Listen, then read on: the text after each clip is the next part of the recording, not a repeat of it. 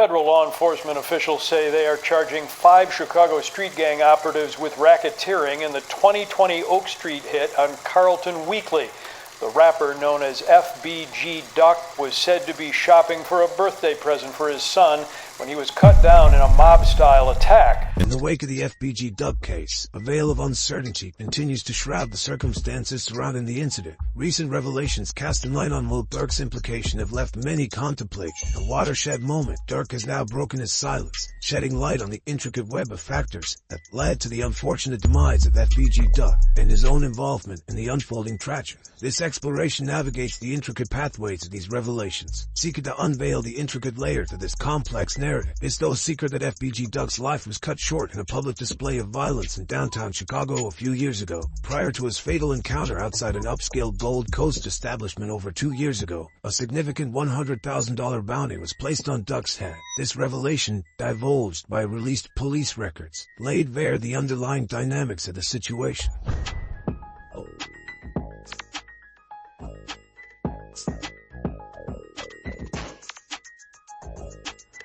The incident, which occurred on August 4, 2020, saw Duck, whose real name was Carlton Weekly, succumb to a barrage of approximately 21 bullets just outside the Dolce & Gabbana store on Oak Street. Tragically, his girlfriend and another individual accompanying him in line also became victims of the violent outburst in a subsequent turn of events. Information surfaced through a confidential informant who had come under the custody of Chicago law enforcement. This source disclosed that a member affiliated with the Black Disciples gang initially offered a $50,000 reward for anyone capable of eliminating Weekly. The stakes were subsequently raised to $100,000, as documented in police records. Another tipster stepped forward to assert that Duck had indeed been marked for us, underscoring the perilous circumstances he faced. Though the identity of the individual linked to the bounty was obscured in the documents, and textual cues hinted at their involvement. This person is the same person who had been responsible for procuring custom jewelry for the Black Disciples O-Block faction, King Von.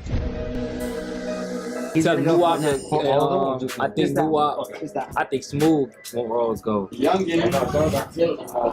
Notably, the video showcases King Von making an appearance shortly after the unfortunate demise of Duck. In the video, King Von is prominently displaying opulent O-Block jewelry, emblematic of his association with the crew. This is noteworthy considering Von's prominent stature within O-Block, a collective affiliated with the housing development adjacent to 64th Street and Martin Luther King Jr. Drive. Following the tragic event of Von's demise in Atlanta, a significant development unfolded in September of 2021. The federal authorities unveiled an extensive indictment sheet encompassing charges of racketeering and murder. The initial focus of the investigation rested on implicating 5 individuals tied to the O-Block Association, either as members of the crew or in collaboration with it, in connection with Duck's demise. Subsequently, a 6th individual came into the picture, although the specifics regarding this individual will be explored later. Another, Kenneth Robertson aka Kenny Mac, to Carlos Offord aka Los, Christopher Thomas aka C-Thang, and Marcus Smart aka Muwa. These individuals, namely Charles C. Murder Liggins, Kenneth Kenny or Kenny Mac Robertson,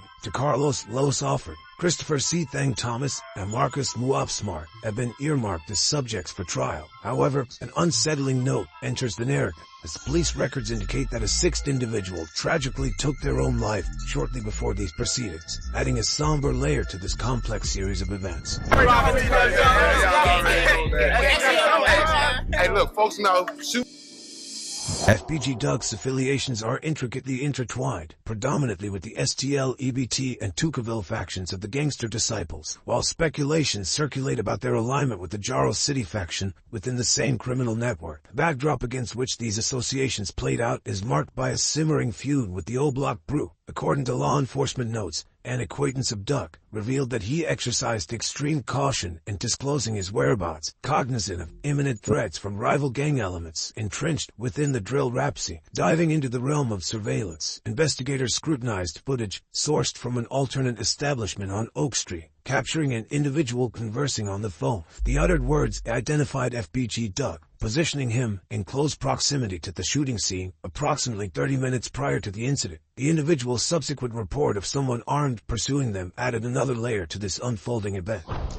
Well, Rob, Chicago police tell me that these 3 victims were targeted. The intricate chronicle takes a dramatic turn as the O-Block cadre embarks on their trajectory, Departing from Parkway Gardens approximately 20 minutes prior to the incident, they embarked on their mission within a Ford Fusion and Chrysler 300, evincing preparedness for the ensuing endeavor, a testament to the sophistication of modern surveillance techniques. Investigators successfully traced the entire route traversed by these vehicles, leveraging advanced license plate recognition cameras and other surveillance resources. At precisely 4:26 p.m., the day's events culminated as the vehicles converged in front of a vehicle occupied by Doug's companion on Oak Street. A sequence escalated as two individuals disembarked from the Ford, singling out FBG Doug, while an additional duo from the Chrysler unleashed gunfire upon the rapper and his companion. In a swift departure, the assailants vacated the scene and the very vehicles that had transported them, registered to individuals identified as Los and Kenny Mack. An irony not to be overlooked. Of further note in these official records is the revelation that ballistic evidence retrieved from the crime scene bore resonance with an aggregate of 5 additional shooting incidents. This unsettling pattern encompassed 1 fatality and 5 wounded individuals, a series of cases that have yet to culminate in any arrests. According to LegalZoom, Kenny Mack found himself entangled in the intricate web of the Duck case, being apprehended initially in the sequence of events. His arrest transpired in February 2021, mere weeks following the imposition of first-degree murder charges for his involvement in a Dalton shooting incident, which claimed the life of an individual and caused injuries to 2 women.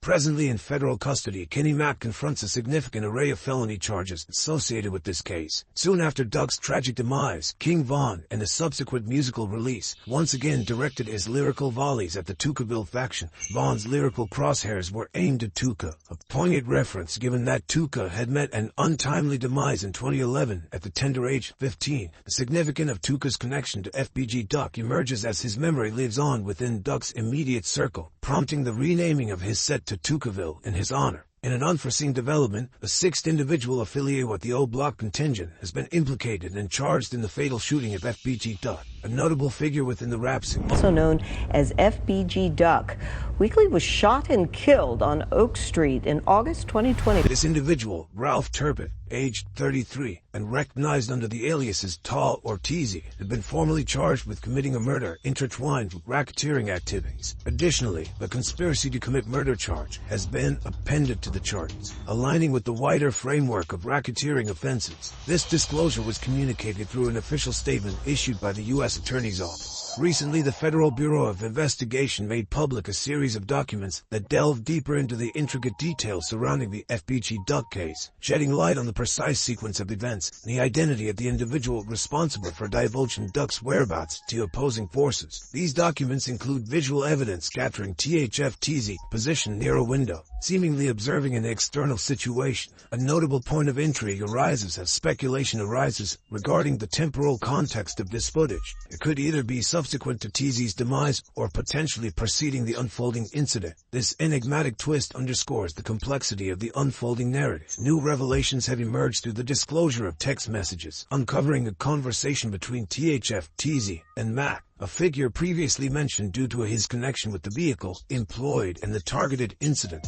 The FBI's comprehensive investigation encompasses a trove of evidence, including a screenshot extracted from a textual exchange that unequivocally elucidates critical facets of the unfolding narrative. The clarity within the message itself is unmistakable upon examination, confirming earlier speculations. It becomes apparent that TZ did have intentions of directly targeting Duck, corroborating these assumptions. However, prior to his intended act, Mack and his associates had already confronted Duck, having obtained his location. An intriguing dimension surfaces as Dirksnay enters the discourse, aligning with D-Thang's involvement. As per the contents of the indictment, TZ engaged in a telephone conversation wherein he straightforwardly inquired, "Hey, what are D-Thang's contact details?" Subsequently, he directed the individual on the line to ensure D-Thang establish its communication. Anticipate the forthcoming testimonies of numerous individuals poised to corroborate that D-Thang holds the familiar role of being Lil Durk's elder sibling. Beyond this familial connection, These witnesses are poised to unveil Dirk's elevated stature within the Black Disciples gang. Moreover, they underscore the intricate interplay of his actions, both historical and ongoing, with the broader scope of the prevailing indictment. These accounts affirm his alignment with a faction of the Black Disciples, closely associated with the O-Block collective. However, the narrative's complexity extends further. The scope of TZ's involvement transcends the mere disclosure of Duck's location. It encompassed a subsequent physical proximity to ascertain Duck's fate. Positioned across the street, TZ engaged in telephone pulp, keeping an eye out on Duck's whereabouts for an extended period of time. The ensuing sequence, culminating at 4:26 p.m., witnessed a pivotal turn as Duck fell victim to a hail of bullets. An astonishing revelation emerges as TZ, post-incident, purposely advances toward Duck, seeking a closer vantage point to make sure that Duck was in fact deceased. This only goes to show just how unhinged and borderline psychopathic TZ was. As the federal indictment unfolded, a significant revelation emerged, shedding light on C-Murder's efforts to keep the incident under wraps. He was busy talking to his crew members who were behind bars, trying to sort out the aftermath.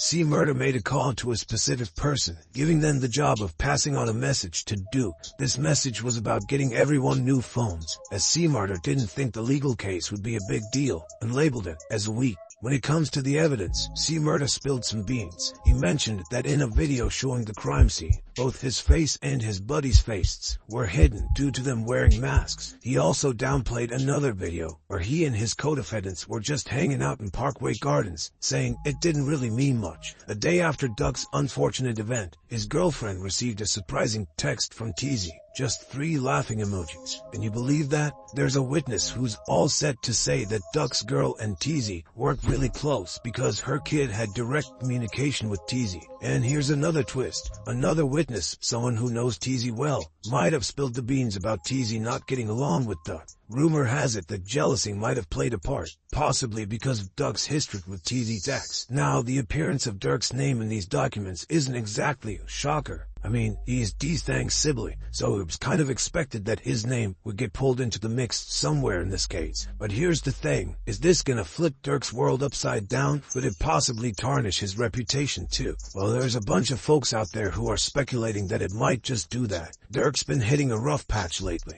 Health issues threw him off track, and he had to spend some time in the hospital. And to add to the chaos, he had to bail on a bunch of tour dates, and even skipped out on the Rolling Loud gig in Miami last month, out of the blue. However, amidst the challenges, he made an attempt to inject some positivity. He shared an update indicating he's on the road to recovery, cleverly playing on his album's title with a reassuring, almost healed. Nevertheless, this new development has the potential to disrupt Dirk's trajectory.